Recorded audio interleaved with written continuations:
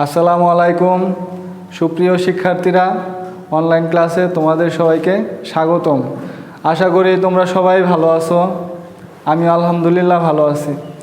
আমি আমার পরিচয় দিয়ে নিচ্ছি। আমি মোহাম্মদ সবুজ মোল্লা, সহকারী গণিত শিক্ষক, কুমুল্লী বাচ্চুমিয়া মডেল হাই স্কুল। তো আমরা আজ আলোচনা করব নবম দশম শ্রেণীর উচ্চতর গণিত নিয়ে। তো আমরা যেহেতু উচ্চতর গণিত নিয়ে আলোচনা করব, সেক্ষেত্রে আমরা প্রথম থেকেই আলোচনা করতে চাচ্ছি। আমরা প্রথম যে অধ্যায়টা, সে অধ্যায়ে আছে সেট ও ফাংশন নিয়ে কথা বলা হয়েছে।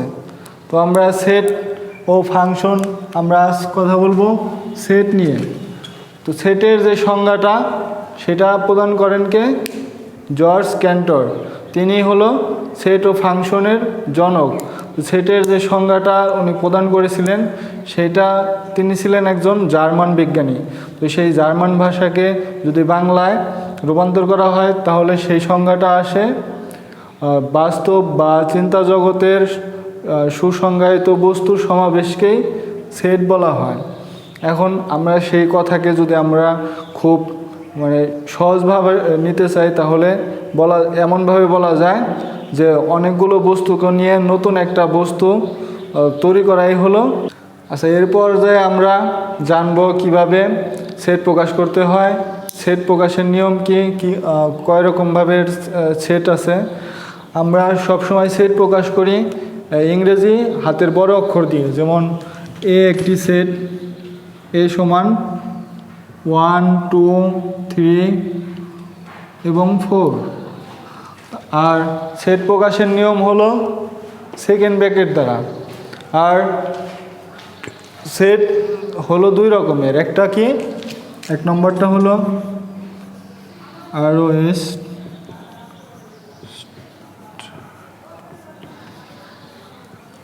রোস্টার মেথড, যেটার বাংলা হলো তালিকা পদ্ধতি।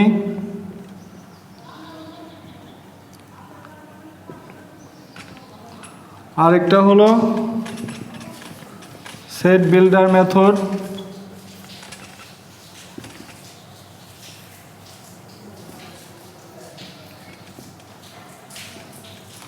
যার নাম হলো সেট গঠন পদ্ধতি।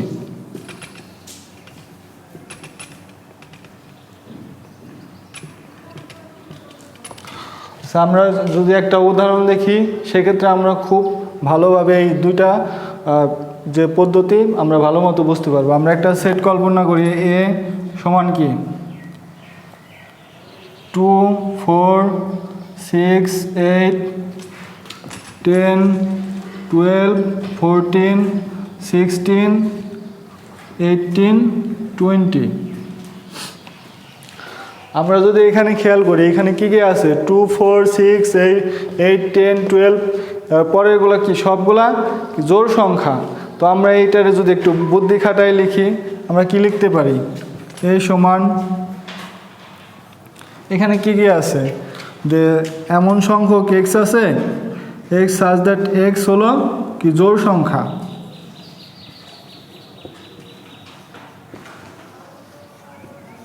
জোড় সংখ্যা এবং কি সেটা 0 থেকে বড় এবং 22 থেকে ছোট।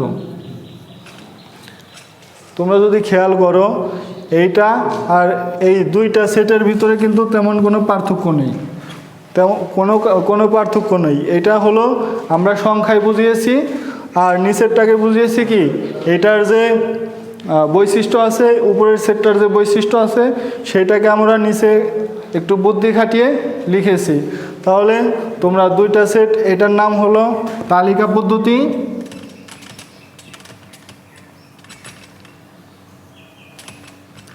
আর নিচের যে সেটটা আছে, এটার নাম হলো সেট গঠন পদ্ধতি বা সেট বিল্ডার মেথড।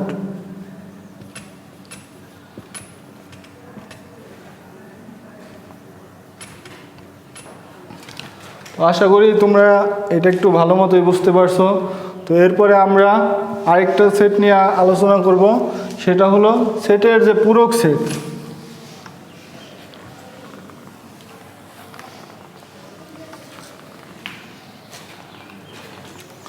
আমরা যদি সার্বিক সেট ইউ এর কথা কল্পনা করি, ইউ দ্বারা বোঝায় সার্বিক সেট। ইউনিভার্সাল সেট, সেটা কি? আমরা একটা সেট নিলাম 1 2 3 4 5 6 7। আরেকটা সেট নেই যদি আমরা a সমান 2 4 5 এবং 6, তাহলে আমরা যদি এ সেটের পূরক সেট নির্ণয় করতে চাই, এ সেটের পূরক একে বলতে হয় এ প্রাইম, বা এইভাবে লেখা যায়, এর উপর একটা ছোট সির দিয়ে লেখা যায়, আর এটার উচ্চারণ করতে হয় এ প্রাইম। আমরা যদি এ প্রাইম নির্ণয় করতে যাই তাহলে আমরা কি করতে হবে, এই যে সার্বিক সেট ইউ থেকে আমাদের এটা বিয়োগ করতে হবে। এ ছিল কি আমাদের 2 4 5 6, আর ইউ ছিল 1 2 3 4 5 6 7, আর এ ছিল আমাদের 2 4 5 6। বিয়োগ বা বাদ মানে কি, এইখানে যে উপাদানগুলো আছে সেই উপাদানগুলা এখান থেকে বাদ দিতে হবে। এখানে কি কি আছে আমাদের? আছে 2 আছে, এরপর আছে কি 4 আছে 5 এবং 6, 5 6। এই উপাদানগুলো যদি বাদ দিই আমরা, এখানে কি কি থাকে? 1 3 এবং 7। তোমরা একটা জিনিস খেয়াল করো যে এ সেটটা ছিল আর এ প্রাইম দুইটা কিন্তু একবারে আলাদা, এর উপাদান কিন্তু কখনোই এক হবে না, কারণ এ প্রাইম হলো ইউ থেকে তোমার এ সেটটাই বাদ দিতে হবে, আর এ সেট তো 2 4 5 6 আছে, আর এখানে আছে কি এ প্রাইম 1 3 7। এই জিনিসটা অবশ্যই খেয়াল রাখবে, কারণ এরপরে এইগুলা দিয়া আমরা একটা মর্গানের যে সূত্র আছে সেটা প্রমাণ করব। তার আগে আরেকটা জিনিস খেয়াল করো,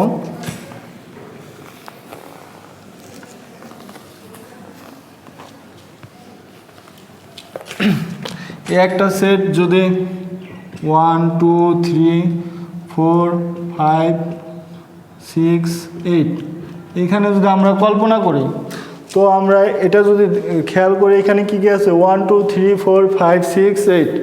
আমরা যদি বলি এই সেটে কি 4 আছে, 4 কি এই সেটে আছে, তাহলে বলবো কি হ্যাঁ এই 4 সেট এই সেটে আছে, আর এটাকে বলা হয় ইজ অ্যান এলিমেন্ট অফ এ, বা 4 বিলংস টু এ, মানে 4টা কি এ সেটে আছে। আর আবার যদি আমরা বলি 10 কি এই সেটে আছে, তো এখানে কি 10 আছে, দেখবা যে নাই। আমরা সেক্ষেত্রে লিখতে হবে 10 নট বিলং টু এ, মানে এই সেটের ভিতরে 10টা নেই। তাহলে মনে হয় তোমরা বুঝতে পেরেছো। এই ক্ষেত্রে আমরা চলে যাব আমাদের যে সূত্র, দ্য মর্গান ল।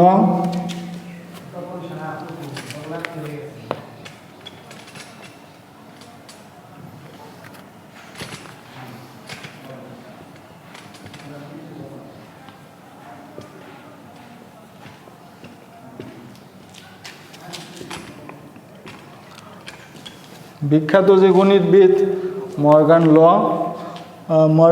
মর্গান, উনি সেট ও ফাংশনের জন্য কয়েকটি দিয়েছে, সূত্র দিয়েছে। তার মধ্যে থেকে আমরা দুইটি সূত্র আলোচনা করব। একটি হলো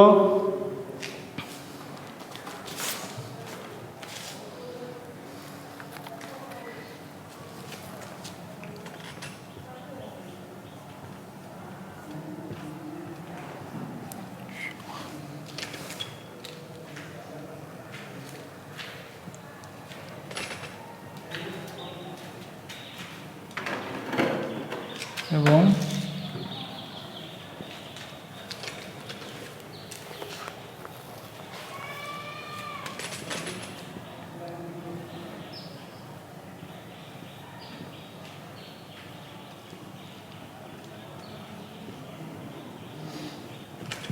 এখানে বলা হয়েছে এ ইউনিয়ন বি, এটার নাম হলো ইউনিয়ন আর এটা ইন্টারসেকশন আছে। বলছে এ ইউনিয়ন বি হোলের তার যেটা পূরক সেট সেটা সমান বলছে এ এর পূরক সেট, তার সাথে ইন্টারসেকশন করছে বি এর পূরক সেট। আর দ্বিতীয় যে লটা বলছে সেখানে এ ইন্টারসেকশন বি, তার যে পূরক সেট সেটা সমান এ এর পূরক সেট ইউনিয়ন বি এর পূরক সেট। তো আমরা প্রথমটা যদি খেয়াল করি, আমাদের কি আছে, বাম পক্ষ এ ইউনিয়ন বি। আমরা ধরে নেই, মনে করি x belongs to a union B prime. এটা আমরা ধরে নেই যে এক্সটা এ ইউনিয়ন বি এর পূরক সেটটা এক্স এর সদস্য। তাহলে যদি এটা পূরক সেটটা এক্স এর সদস্য হয় তাহলে কি X not belongs to A union B. তোমাদেরকে আমি একটু আগে দেখিয়েছি যদি পূরক সেট এক্স এর সদস্য হয় তাহলে এই পূরক সেট বাদে যে সেটটা থাকে সেটা কিন্তু এটা সদস্য হবে না, it's not belongs to A union B.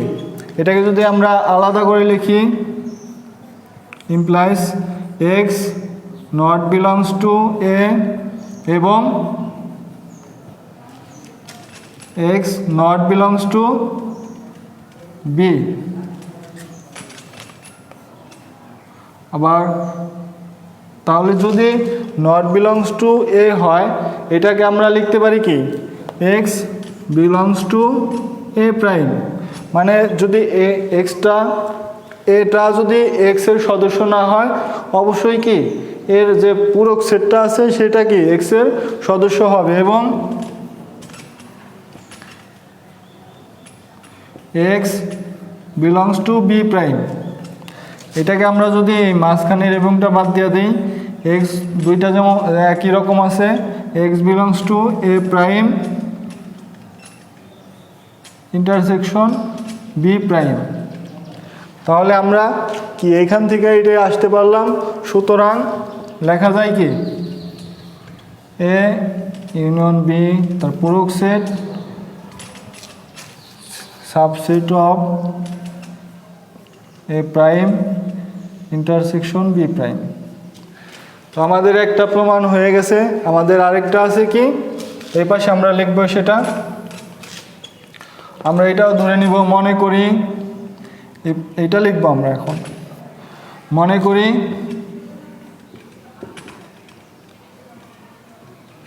x belongs to a intersection b whole prime।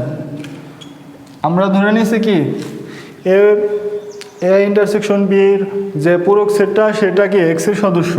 তাহলে আমরা লিখতে পারি কি X not belongs to A intersection B. যদি পূরক সেটটা এটার সদস্য হয় এটা কি এক্স এর সদস্য হবে না। তাহলে আমরা এটাকে আলাদা করে লিখতে পারি X not belongs to A এবং x not belongs to B. যেহেতু এটা এক্স এর সদস্য না তাহলে অবশ্যই এর যে প্রাইমটা আছে বা এর পূরক সেটটা আছে সেটা এক্স এর সদস্য হবে। X belongs to A prime এবং x belongs to B prime. তাহলে দুইটাকে যদি আমরা একসাথে লিখি কি লেখা যায় x belongs to A prime union B prime. ঠিক আছে, বুঝতে পেরেছো তোমরা? তাহলে এটাকে কি লেখা যায় এখন A subset of A prime B prime. তাহলে আমরা যে মর্গানের সূত্র যে প্রমাণ করলাম আশা করি তোমরা বুঝতে পেরেছো। সেটের যে সংজ্ঞা দিয়েছি সবাই ভালো থাকো, সবাই শুভকামনা করে বিদায় নিছি। আসসালাম।